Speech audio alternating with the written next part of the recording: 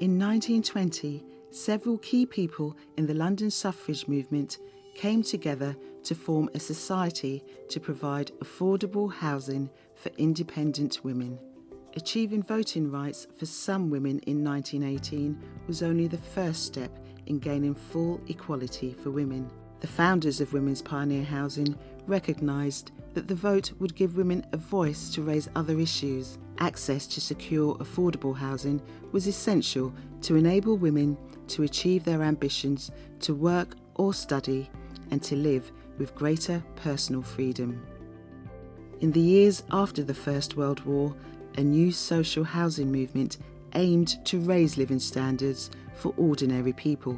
Organisations had formed during the war to provide basic rooms for women working as part of the war effort, but Women's Pioneer Housing wanted to create comfortable homes where women could live, love and flourish.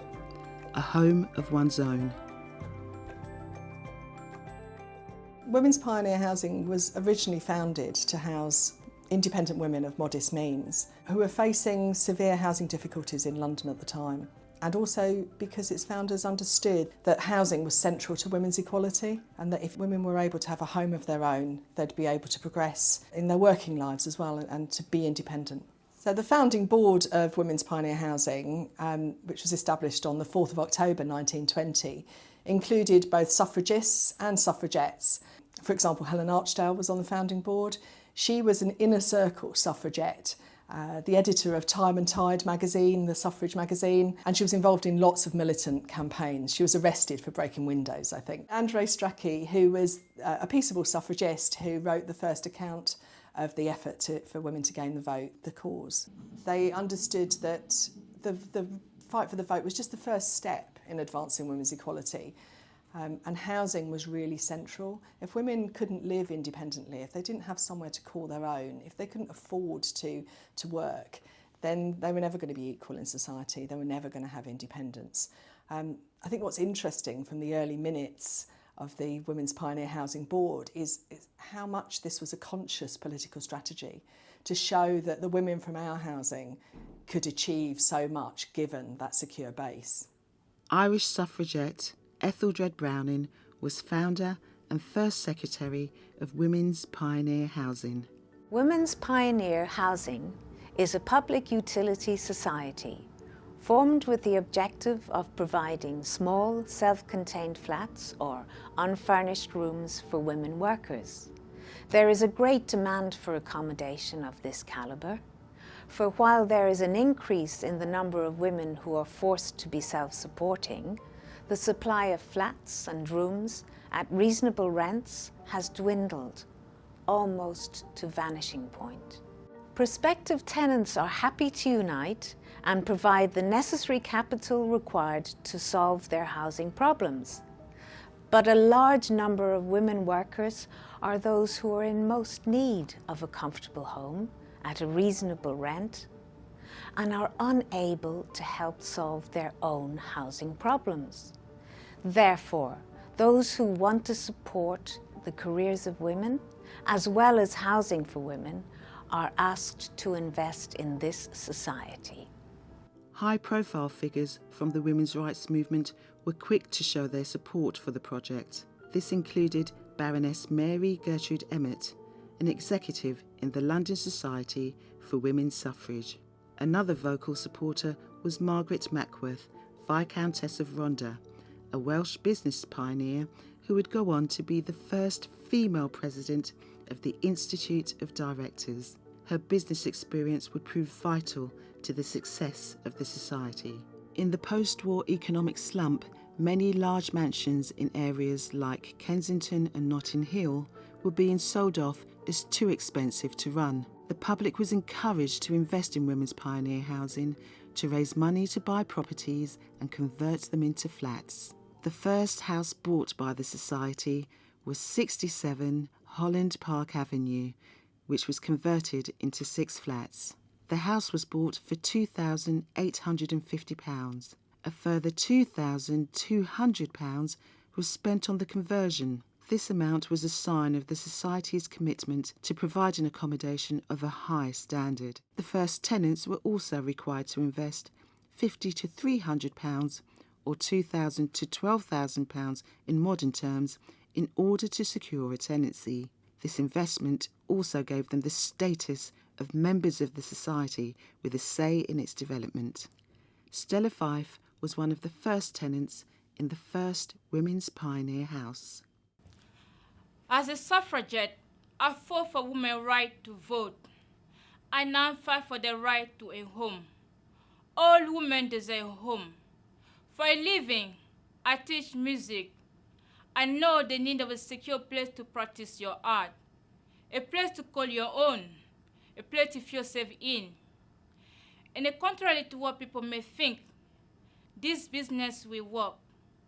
In fact, as a tenant, I bought a share in the company, and this money will be used to buy a home for other women who cannot afford it. I am the first of many. We are the start of better future for women.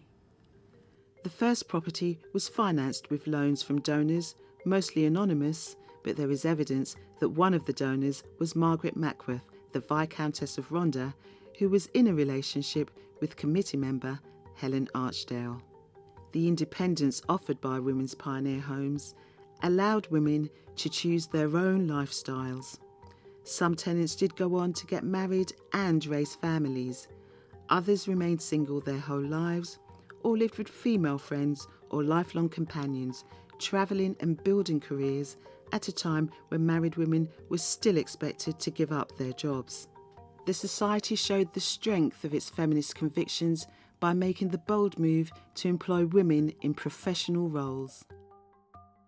In 1922, it appointed Miriam Homersham, one of the first women to start her own accountancy practice, as accountant and auditor.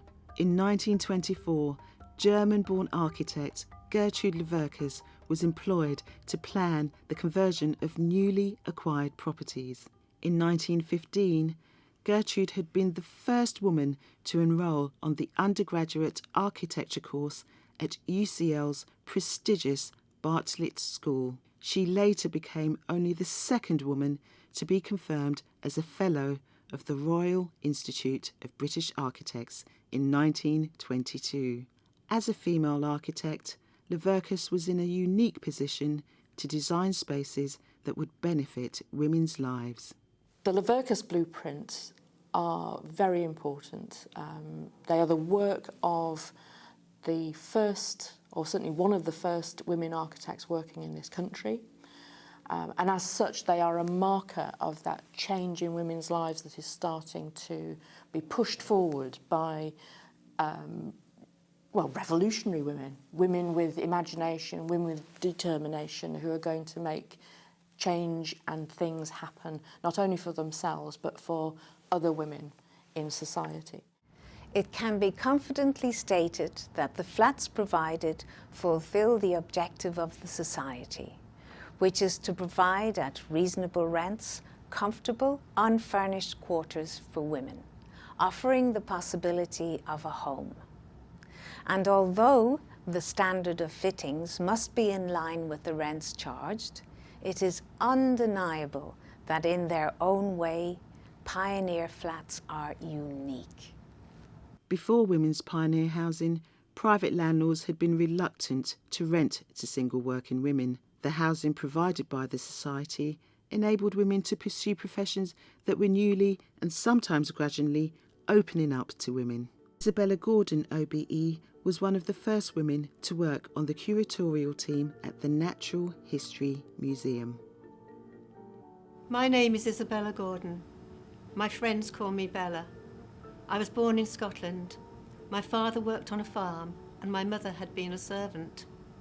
But I did well at school, and I was helped with money so that I could study marine biology at Aberdeen University and then at Imperial College and at Yale.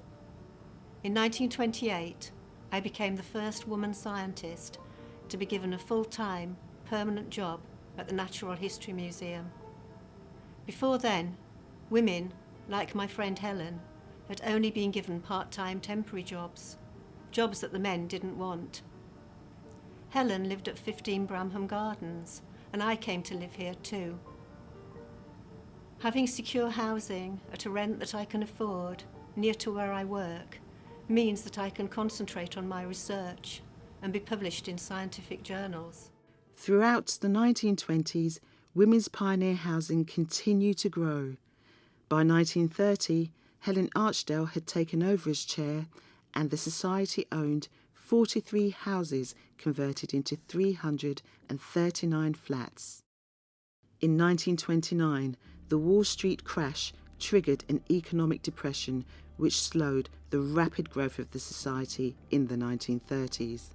But it was still seen as a safe investment and continued to attract investors. By the mid-1930s, the society was able to take a new direction. London was experiencing a building boom, and new-style mansion blocks were becoming increasingly popular. These were made up of small, purpose-built flats with modern features including lifts and central heating. They were intended to accommodate modern lifestyles, which saw an increasing number of people living in small family units or alone. The boom was short-lived, as many developers found rent could not cover their mortgages. In 1935, Women's Pioneer Housing was able to cheaply buy 3 purpose-built blocks. Nightingale House and Browning House in Shepherd's Bush and Brook House in Acton Town are already occupied by women. These modern blocks offer 90 flats in all, mostly one room and kitchen, at rents from 13 shillings a week. These flats are in great demand. Women's Pioneer had always set out to support working women with more modest incomes.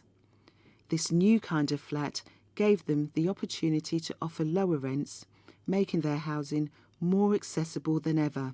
In 1937, the minimum share price was lowered to £1, enabling women on the most modest means to become full members of the society. Gwen Winterson was a tenant of Brook House from 1936 to 2001. I'm Gwen Winterson. I'm a waitress at the Galmont Film Studios in Lime Grove. I used to live with my mum in Kensington. Then she went into a nursing home where she died. So I had to find somewhere to live. This wasn't easy, as I don't earn very much. One of the lads at work told me about Brook House. His sister lives here too. I think mine is the best floor. My neighbour Joyce has a gramophone. On Sunday morning, she plays American jazz music, and as soon as the music starts, we all rush out in our petticoats and dance on the landing. I sometimes struggle to make ends meet, but I always manage to pay my rent. I don't know what will happen if we go to war with Hitler. I love living here. I'd love to stay here forever. On the eve of the Second World War, Women's Pioneer Housing owned 60 properties comprising 574 flats, all for the purpose of being rented out to working women. They were artists, musicians, teachers, telephonists, clerks, scientists and nurses. The impact of the coming war was first felt when many civil servants living in women's pioneer flats were relocated to safe towns across the southeast. 1939 saw a jump in the number of vacant flats. This increased further in 1940 when many more people in London were evacuated. War was to affect both housing and the role of women in the workplace in new and challenging ways.